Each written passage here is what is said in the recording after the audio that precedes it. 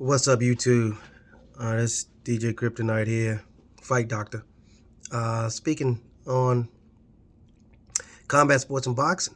Man, I hope everybody had a great weekend. It was a good boxing weekend with Devin Haney fighting on Saturday night and Tank Davis fighting on Sunday, which was odd. But it's a method to all of the madness. I'm pretty sure that was a calculated move by PBC, but that was it was calculated. I'm sure it was beneficial to Tank Davis and that promotion, which is great. It's great for boxing. It gives you another day, Saturday and Sunday of boxing. You can't ask for anything more than that. However, I just want to speak on the Tank Davis fight real fast. It's very short, not very in depth about anything. I think Tank put on a great performance. He actually showed a lot of grit, and he showed a lot of boxing skill. Normally Tank does show boxing skill, but ultimately he shows the power aspect of what he does. In this particular case, he seemed to be the bigger guy, a taller guy, and that's odd for him. So he actually exhibited some real boxing skill, and I was very impressed with that. He kept him off of him for the most part, using a jab, some power shots here and there. He looked very impressive. However, Pitbull Cruz looked very good too. So he actually made a good showing of himself. So he should get some pretty decent fights in the future. And in fact, I wouldn't write off the fact that he could actually be a potential champion, Pitbull Cruz, in the future, because he looked really, really good. He showed a lot of grit as well. You can tell he's a little raw. He does remind me of, a brawling type of boxer. But he showed some skill. He was very impressive. And for Tank to put his belt on the line for somebody of this caliber on short notice after training for, I think, Rolly.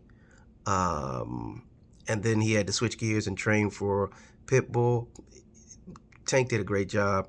Pitbull did a great job. He showed up, and he was trying to win. He went in there to win. So I was very impressed with both. My hats off to Tank for showing some boxing skill. He really impressed me with that. Like I said, he's not always the bigger man or the taller man. And in this particular case, he switched gears and showed that he can keep smaller guys or shorter guys off of him, which he probably won't run into very often. This was a great test for him, but he probably won't run into this scenario very often. Somebody who almost mirrors his brawling style, so to speak, even though Tank can go in and out of brawling. But this guy is a straight ahead brawling fighter, and he actually, I was, like I said, I was very impressed with him keeping him off of him. So he did a great job. And I believe he hurt his hand by the 6th round, and he was complaining about it. And his corner was trying to push him to continue, or they pushed him. They were motivating him to continue and ignore that pain or ignore that discomfort, and just going out there and win this fight. And he did just that. So again, my hats off to Tank. Don't know what's the next for him. There are fights out there for him, but it seems as though they're hard to make, because we're talking about Ryan Garcia, even Devin Haney.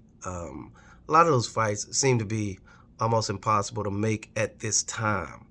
But I'm not exactly sure. Maybe something will transpire, because it seems like the promotional companies are thawing a little bit. It seems like they're talking amongst each other. So something may come to pass with a fairly big fight for Tank Davis, and big fight for the fans.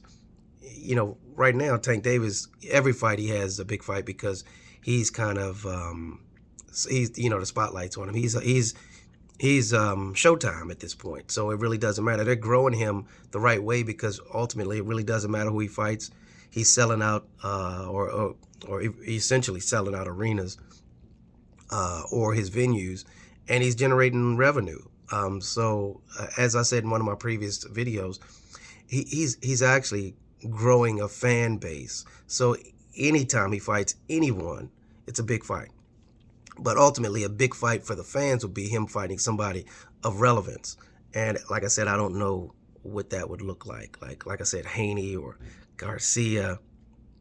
It's a couple out there, but we'll see how cooperative and collaborative these promotion companies are going to be in 2022. I would hope they would be, because it makes for good fights for the fans.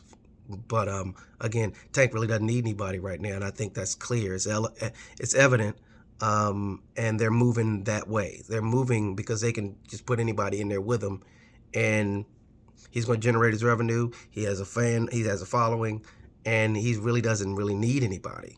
And that's a great thing to be. That's a great problem to have, especially at his age, because he can do this for years to come until he has to run up into a buzzsaw that could potentially give him some true resistance. But at this point, he really doesn't need anybody. I'd like to see him in there with somebody who would give him a little bit more resistance, but we'll see. I'm hopeful.